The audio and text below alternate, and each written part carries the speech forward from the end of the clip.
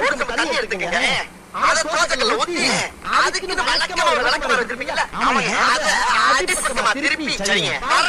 வரட்டு ஒரு 4 இழுப்பு சரிங்க. நல்லா கழுவி விட்டு சரிங்க. ஒரு கிண்ண நிறைய மாவு எடுத்து பெரிய ரவுண்டாவும் இல்லாம சின்ன ரவுண்டாவும் இல்லாம பொதுவா ஒரு ரவுண்ட ஊத்தி 4-5 வெங்காயத்தை போட்டால பொடியா நறுக்கி அப்படியே மேலாக்க தூவி விட்டு சரிங்க.